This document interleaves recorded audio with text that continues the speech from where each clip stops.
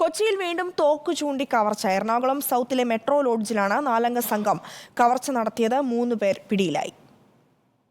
ചൊവ്വാഴ്ച രാത്രി 11 മണിയോടെയാണ് സംഭവം. എറണാകുളം സൗത്തിലെ മെട്രോ ലോഡ്ജിൽ താമസിക്കുന്ന സജീറാണ് കവർച്ചയ്ക്ക് ഇരയായത്. ലോട്ടറി കട നടത്തുന്നയാളാണ് സജീർ. 4 സംഘം സജീറിനെ തോക്ക് ചൂണ്ടി ഭീഷണിപ്പെടുത്തി.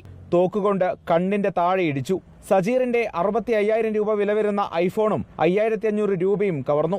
ഞാൻ ചോദ്യം ചെയ്തായിരുന്നു, അവിടെ ഇല്ലീഗൽ ബിസിനസ്സാണ് നടക്കുന്നത്, ഗേൾസും ഇതൊക്കെ ഇതായിട്ട്. അപ്പം അതിൻ്റെ വൈരാഗ്യത്തിൽ എൻ്റെ റൂമിൽ ആരുമില്ലാത്ത ടൈമിൽ വന്നു, തോക്ക് വെച്ച് എന്നെ ഭീഷണിപ്പെടുത്തി. എന്നെ തോക്ക് വെച്ച് ഇവിടെ ഇടിച്ച് മറ്റേ അയൺ ബോക്സ് വെച്ച് എൻ്റെ ഫോണിൻ്റെ പാസ്വേഡ് ചോദിച്ചു കഴിഞ്ഞാൽ ഫോൺ എടുത്ത് ഫോണിൻ്റെ പാസ്വേഡ് കൊടുക്കാത്തതുകൊണ്ട് എന്നെ അയൺ ബോക്സ് കൊണ്ട് എൻ്റെ ഫേസിൽ ഇടിച്ച് എൻ്റെ ഫോണും എൻ്റെ കടയിലത്തെ കളക്ഷനും എല്ലാവർക്കും അവർ പോയത്. ലോഡ്ജിന്റെ എതിർവശത്തായി സ്പാ നടത്തുന്ന സംഘമാണ് കവർച്ച നടത്തിയത്. 3 പേരെ പോലീസ് പിടികൂടി.